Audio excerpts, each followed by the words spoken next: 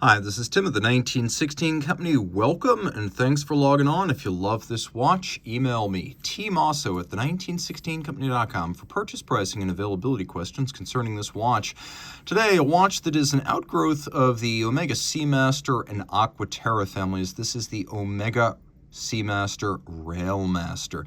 The Railmaster, as you see it here in my hand, stainless steel, was relaunched for the 2025 model year, and you can see it's a smaller 38mm watch, a timepiece that is best described as friendly for any wrist.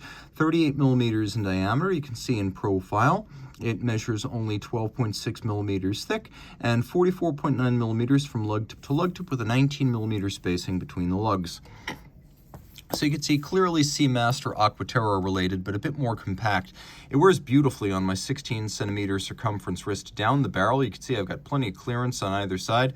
You could really wear this on a wrist as small as 13.5 centimeters circumference, and it's pretty thin by the standards of a current Omega coaxial automatic watch. Only 12.6 millimeters thick. It'll fit underneath a dress cuff. Again, my wrist is 16 centimeters. You get a good sense. Even over the top, pulling it tightly, and this angle always exaggerating the width of the lugs, it still looks quite compact. The strap's a lovely piece, a sort of honey brown with a very natural grain. You can see it's got a contrasting binding stitch. The leather is thick. They're not shorting you the leather. It's sheer cut with a lacquering on the side to add refinement. Black natural grain leather on the bottom, no crimping, no gouging, brand new Omega factory strap. A buckle that features a combination of satin, polish, and twin trigger release. You have to press both triggers to open it up. It won't pop open inadvertently. You have these two little lobes and then a pin, and so the strap goes through. You lock it down, and then all the excess length, once it's sized up, hides under the strap, so you don't need minder loops, and everything hides under the strap body for a very clean look. Rolling back to the case itself, very familiar to Omega fans.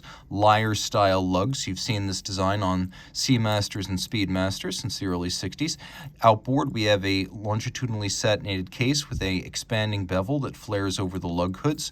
We have a crown that is polished and media blasted, screw down, 150 meter water resistant, an inwardly stepped bezel to visually thin the watch, a vertical face and then a conical profile, giving way to a lovely dial that features a gradient fade and a little bit of fauxtina. But in spite of the fact that we have this very dark ecru, one might even say latte colored luminova, nevertheless, you don't lose any luminescent punch. It still glows quite brightly. We've got nice vintage aesthetic here. Of course, the original Railmaster, debuting alongside the Seamaster dive watch and the original Speedmaster in 1957. The original Railmaster was the CK2914, and although this watch is not true to history in its use of a small seconds, for example, it is a nostalgic look that's designed to take you back to the feel of that era. If you get close, you can see we have a granular texture to the dial and that gradient fade, a vintage-style Dauphine hour hand and broad arrow minute. We have small seconds, and we have hacking seconds. So you can set the watch to a reference time. We have the vintage Railmaster script up at the top there. Screw the crown down again, 150 meters water resistant on the case back. You can see it is very much part of the Seamaster collection. We have caliber 8804, which is the 880 minus the date plus the small seconds.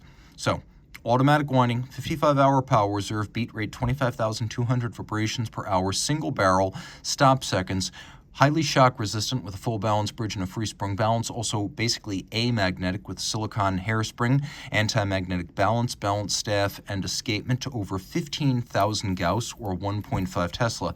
This watch movement meets the standards of the COSC chronometer evaluation, but goes beyond. It is a master chronometer. Says so on the back. They are smart to keep all of this advertising text where you can't see it. So this movement, fully cased up as a watch, has been tested for chronometry in 6 positions. It has been tested for winding efficiency, power reserve, durability, water resistance, and anti-magnetism. The METAS test, created with the Swiss Federal Institute of Metrology, is a more stringent test. And it's not one of those in-house standards that doesn't really mean anything, because it's bestowed by the company that made it up. No, it's an objective test, and Tudor is now certifying master chronometers. So this is a real third-party standard, and it means a lot because it's a test of the fully assembled watch.